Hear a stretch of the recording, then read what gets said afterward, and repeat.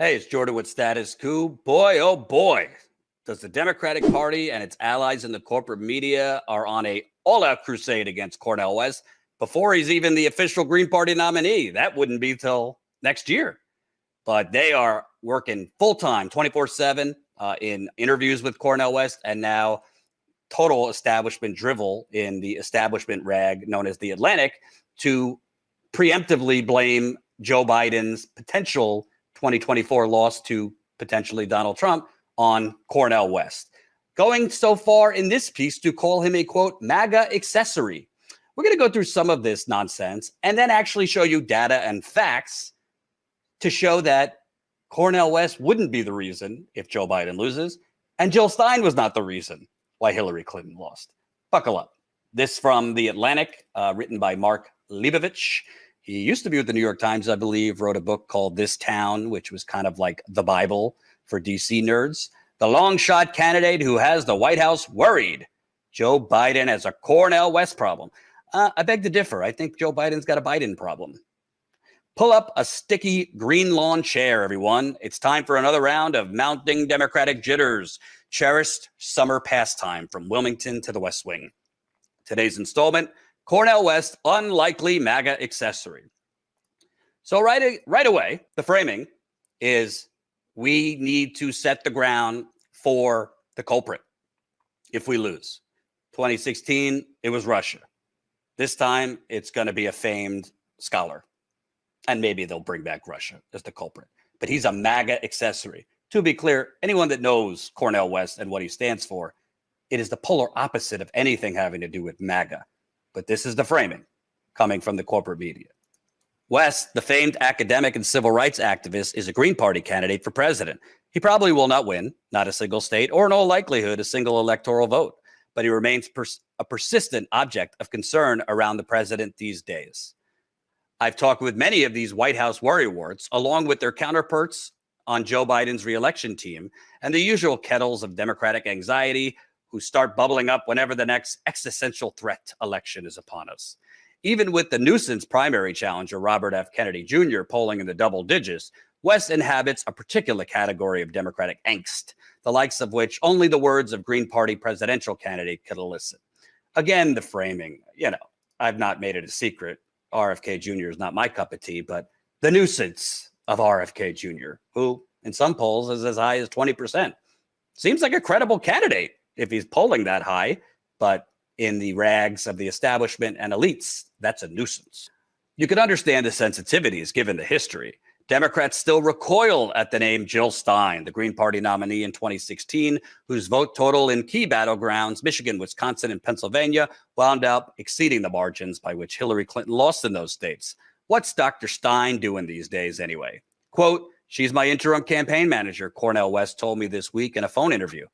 Not a joke, as Biden would say, or an acid flashback. Apparently, Ralph Nader was not available. Not Dennis Kucinich either, already snapped up by RFK Jr.'s campaign. It might be kind of funny if the stakes didn't involve a return Trump ordeal in the White House. Quote, the fact that Jill Stein is running his campaign is a little on the nose, one senior Democratic campaign strategist told me, i.e. somebody from Biden's campaign who asked for anonymity. West has repeatedly denied that he might play a spoiler role. Quote, I would say that most of the people who vote for me would not have voted for Biden, he told me. Quote, they would have probably stayed home. In a recent CNN appearance, West dismissed the two parties as a, quote, corporate duopoly and professed, quote, great respect for my dear brother Ralph Nader and great respect for sister Jill Stein. This did nothing to assuage Democratic jitters. I asked West whether he would campaign all the way to Election Day 2024 or if he might reconsider his venture at some point. Quote, my goal is to go all the way to November, he said, but allowed that circumstances could change and so could his plans. I'm trying to be a jazz-like man, he said, trying to be improvisational. So, and I'll follow up with West to try to get a firm answer because obviously, people would like to know, is he going to go all the way or potentially drop out? So we'll see on that. But what's so incredible about this, and it's reeks and it just pours through interviews and segments without Cornel West on CNN, MSNBC, New York Times, Washington Post, all the establishment corporate rags. as if it's a fact that Jill Stein cost Hillary Clinton the election, or Ralph Nader cost Al Gore the election, which I went through yesterday. Check out that video. All it takes is a quick Google search and some really, really simple research to show that's not true, not even close to true. But they don't want to do that, and they don't want to present those facts because it would pierce their bubble. It would dissuade them and block their manufacturing of consent for the perpetual culprit, for the perpetual piñata to blame, rather than look inward. Neoliberalism is failing and people are revolting against it. Let me show you just a couple things here to show you Jill Stein did not cost Hillary Clinton the election. And if Joe Biden loses, it would not be Cornel West costing Joe Biden the election. This is from Vox.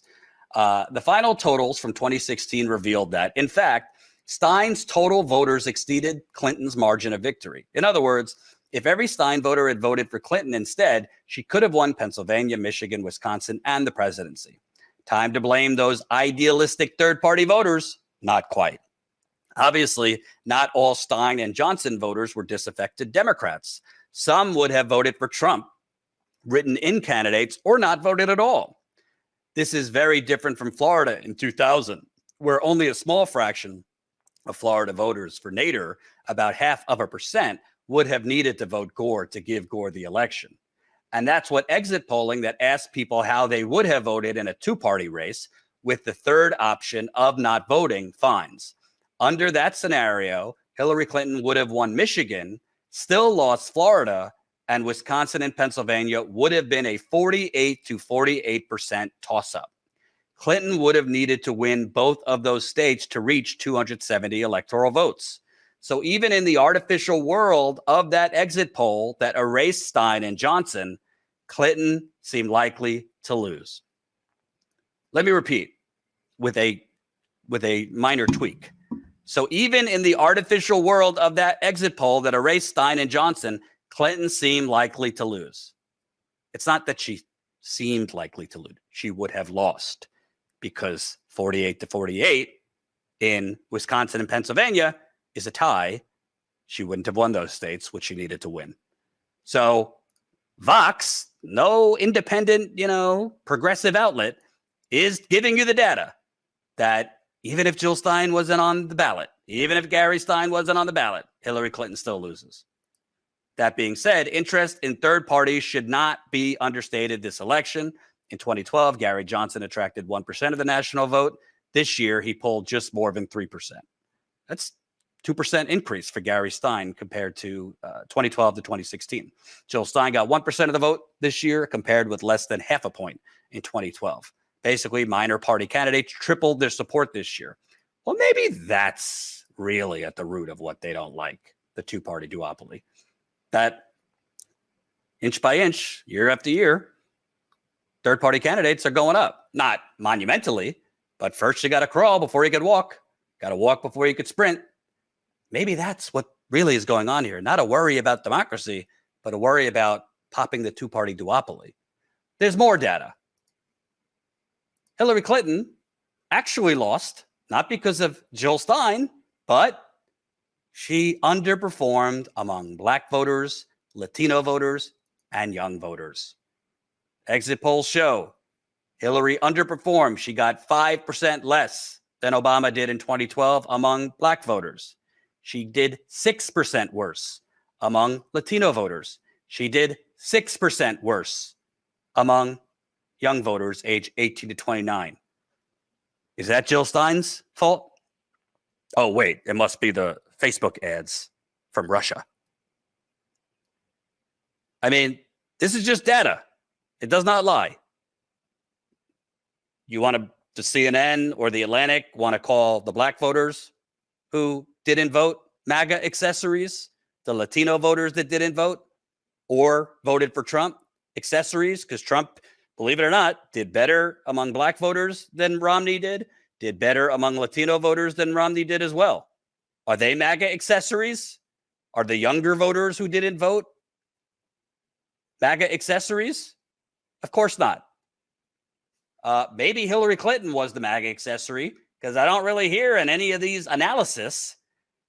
For the month of August 2016, she spent more time in the Hamptons fundraising than actually campaigning. Say what you want about Donald Trump. He was barnstorming the country doing 2 or 3 rallies a day while she was fundraising. Was she the MAGA accessory? I mean, this is just facts. This is data.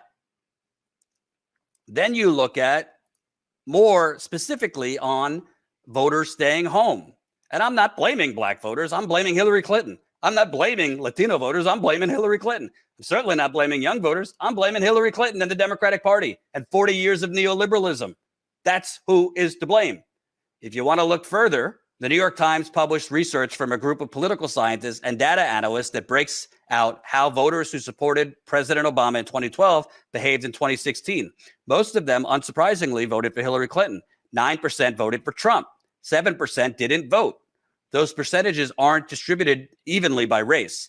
According to the analysis, 12% of white voters who had backed Obama in 2012 voted for Trump 4 years later. Are they MAGA accessories? The whites who switched from Obama to Trump? You never hear that. It's always Jill Stein or Cornel West. 11% of black Obama 2012 voters stayed home.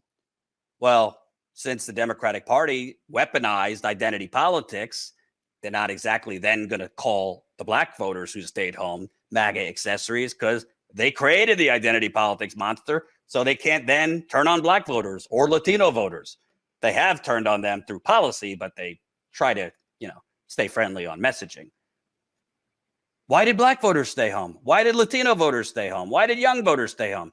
Could it be that Hillary Clinton didn't have an economic message? Could it be that she was basically running unofficially to be the third Obama term? Well, maybe they had enough of Obama, who, after a historic near Great Depression, didn't jail any bankers, allowed Wall Street to foreclose on millions of Americans, many of whom chose not to vote or switched and voted for Trump out of retaliation, ran on single payer, gave a Republican healthcare plan that was hatched out of the Republican Heritage Foundation, doubled down on Afghanistan, droned half the world. I mean, I could go on. Maybe that's why they didn't want a third term of Obama. Hillary Clinton's messaging was virtue signaling about being stronger together and vote for me or we get fascism.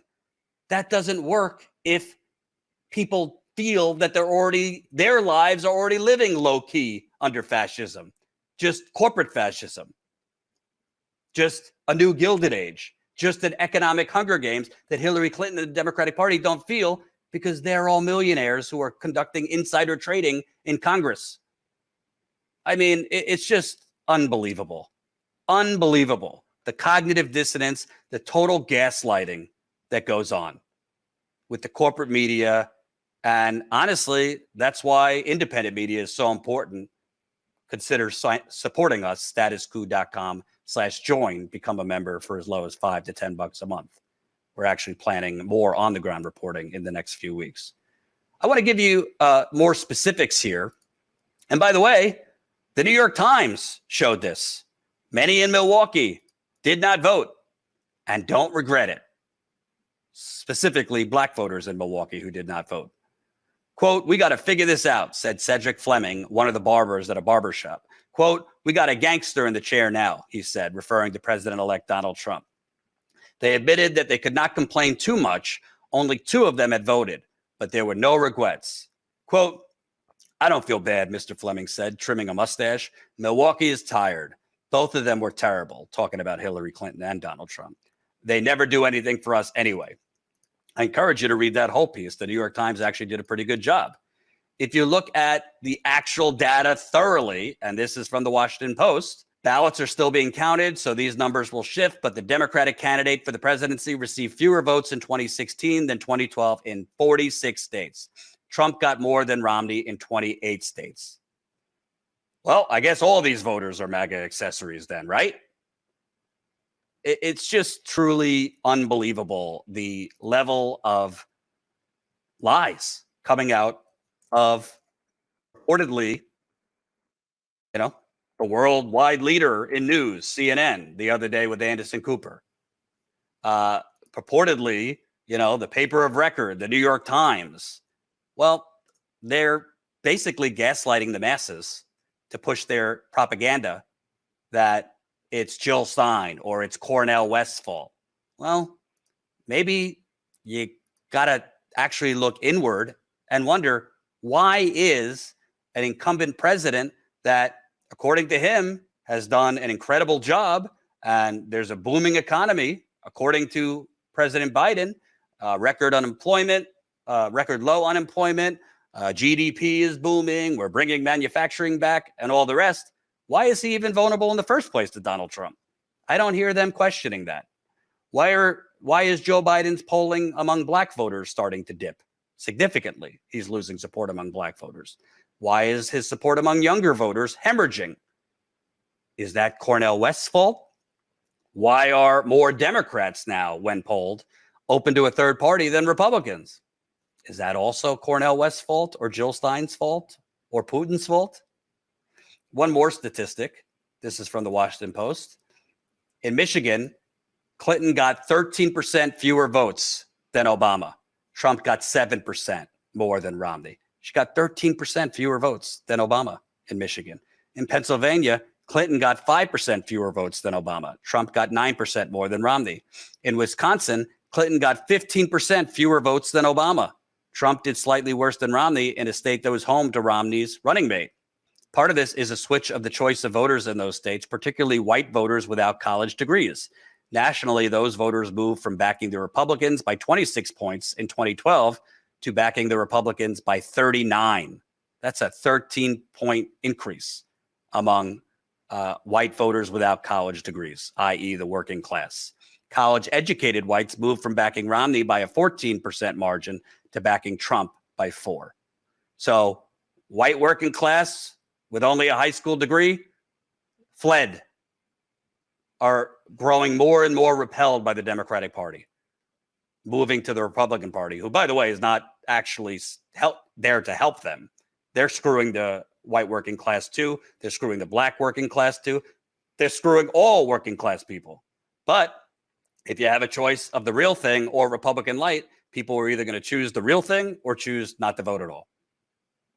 To be clear, Cornel West is not a MAGA accessory. You could vote for him if you want. You cannot vote for him. If you want to vote for Biden, if you don't want to vote, that's up to you. It's not for me to tell you who to vote for.